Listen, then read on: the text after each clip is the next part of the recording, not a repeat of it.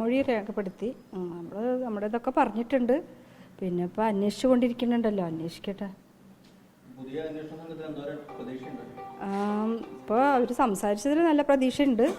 എന്തായാലും നീതി കിട്ടുമെന്ന് വിശ്വസിക്കണം.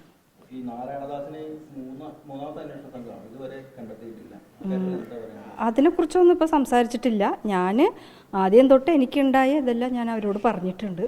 ഇനിയിപ്പോൾ അത് കണ്ടുപിടിക്കേണ്ടത് അവരിൻ്റെതാണ്.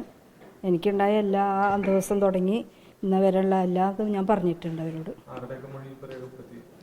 ഇപ്പോൾ രേഖപ്പെടുത്തിയത് ഇപ്പോൾ ഞാനും ഹസ്ബൻഡും ഉണ്ടായി, പിന്നെ മോനും മരുമോനും മോളും. അവർ രേഖപ്പെടുത്തിയില്ല, അവർ പുറത്തൊന്ന് പോകാനുണ്ടായി. അപ്പോൾ എന്നെയും ഹസ്ബൻഡിനെയും പറയാനുള്ളതൊക്കെ പറഞ്ഞിട്ടുണ്ട്. അതിപ്പോൾ പറയണില്ല, നമ്മളിപ്പോൾ മൊഴി കൊടുത്തിട്ടുണ്ടല്ലോ, നമ്മളതിപ്പോൾ അവരന്വേഷിക്കട്ടെ. എക്സൈസിനെ മാറ്റിയിട്ടില്ല, ഇപ്പോൾ പുതിയ ഇത്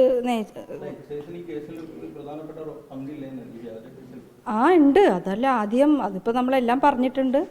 ആ സമയം അന്നത്തെ ദിവസം നടന്നതും പിന്നെ മഹസർ എഴുതിയ ആ റിപ്പോർട്ട് വന്നത് അതെല്ലാം പറഞ്ഞിട്ടുണ്ട്.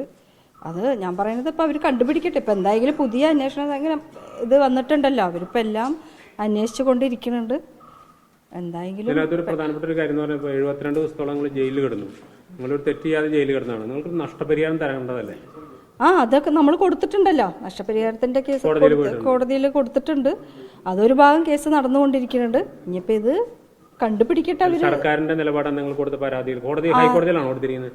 ഹൈക്കോടതിയിലാണ്. സർക്കാർ എന്താ വിഷയത്തിൽ നിങ്ങൾക്ക്? അതിനെ കുറിച്ച് എനിക്കൊന്നും അറിയില്ല. അതൊക്കെ വക്കീലിനോട് ചോദിച്ചിട്ട് വേണം അറിയാൻ. ഞാനിപ്പോ നാട്ടിലില്ല, ഞാൻ പറഞ്ഞില്ല. ഞാനിപ്പോ ഇത് ഇന്നലെ മൊഴിയെടുക്കാൻ വേണ്ടി ഇന്നലെ വന്നോളൂ അവിടുന്ന്. അതിപ്പോ പുതിയ അന്വേഷണ സംഘം വന്ന കാരണം നീതി കിട്ടുമെന്ന് വിശ്വസിക്കണം. പിന്നെ ബാധിച്ചു പറഞ്ഞെങ്കിൽ അത് കുറേ എന്നെ ബാധിച്ചിട്ടുണ്ട്. എൻ്റെ ജീവിതം ഞാൻ പറഞ്ഞില്ല, ഇപ്പം ഞാൻ പാർലർ വെച്ച് അതുകൊണ്ട് ജീവിച്ചു പോയിരുന്ന വ്യക്തിയാണ്. ഇപ്പം എനിക്ക് ആ പാർലർ മുന്നോട്ട് കൊണ്ടുപോകാൻ പറ്റിയില്ല. രണ്ടാമത് തുടങ്ങിയതും എനിക്ക് പറ്റിയില്ല. ഞാൻ സാമ്പത്തിക ബാധ്യതയുള്ള കാരണം ഞാൻ അങ്ങനെയാണ്. അപ്പം എനിക്ക് രണ്ടാമത് തുടങ്ങിയ പാർലറിൽ എനിക്ക് ഒന്നും ഉണ്ടായില്ല. വാടക കൊടുക്കാൻ തന്നെ ഞാൻ ആകെ കഷ്ടപ്പെട്ടു. 1 വർഷം ഞാൻ എങ്ങനെയൊക്കെ പിടിച്ചു നിന്ന്. സഹായം പറഞ്ഞെങ്കിൽ അങ്ങനെ സഹായം ഈ പാർലർ തുടങ്ങി തന്നതാണ് അവർ സഹായിച്ചത്. അപ്പം അത് വെച്ചിട്ട് നമ്മൾ ജീവിതം മുന്നോട്ട് കൊണ്ടുപോകാൻ വേണ്ടിയിട്ടാണ് അതവർ തുടങ്ങി തന്നത്. പക്ഷേ അതുകൊണ്ട് എനിക്ക് പറ്റണില്ലായിരുന്നു വാടക കൊടുക്കാനും. പിന്നെ കുറച്ച് മാനസികമായിട്ടൊക്കെ കുറേ അറിയാമല്ലോ, ഒരു സാധാരണ ഒരു സ്ത്രീ ജയിലിൽ പോയി അത് എത്രമാത്രം അത് എൻ്റെ ജീവിതത്തെ ബാധിച്ചിരിക്കുകയാണ്. നാട്ടുകാരുടെ മുമ്പിലും ബന്ധുക്കളുടെ മുമ്പിലാണെങ്കിലും നമ്മൾ അങ്ങനെ കുറ്റക്കാരിയായിട്ട് നിൽക്കേണ്ടി വന്നു. അതായത് ഇത് തെളിഞ്ഞിട്ടും ഇപ്പോഴും എന്നെ സംശയിക്കുന്ന ഒരു ബന്ധുക്കാരിലുണ്ട്. ഇപ്പോഴും നമ്മളായിട്ട് ബന്ധപ്പെടാത്ത ആൾക്കാരുണ്ട്. ഒന്ന് വിളിച്ചിട്ടൊന്ന് സമാധാനവാക്കും കൂടി പറയാത്ത കുറേ പേരുണ്ട്. അപ്പോൾ അതിൻ്റെ മുമ്പിൽ നമ്മൾ നന്നായിട്ട് ജീവിച്ചു. അപ്പോൾ ബാധ്യതയുള്ള കാരണമാണ് ഞാൻ പാർലർ കൊടുത്തത്. അല്ലെങ്കിൽ എനിക്ക് പോകേണ്ട കാര്യമില്ലായിരുന്നു. അത് വെച്ചിട്ട് എങ്ങനെയെങ്കിലും അത്യാവശ്യം ജീവിച്ചു പോകാനുള്ളത് എങ്ങനെയെങ്കിലുമൊക്കെ. പക്ഷെ ബാധ്യത വീട്ടാൻ വേണ്ടി എനിക്ക് വേറെ വഴി ഉണ്ടായില്ല. അങ്ങനെയാണ് ഞാൻ മദ്രാസിൽ ഒരു ചെറിയ ജോലിയിൽ അങ്ങനെ പോയി. ഇപ്പോൾ 6 മാസമായി.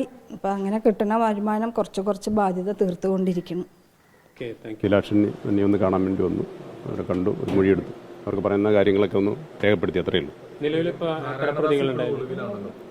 പ്രതികൾ ആ ഒരു നേരത്തെ എക്സൈസുകാർ ഒരു പ്രതിയെ താടി ചെയ്തിട്ടുണ്ട്, മാത്രമേ ആയിട്ടുള്ളൂ.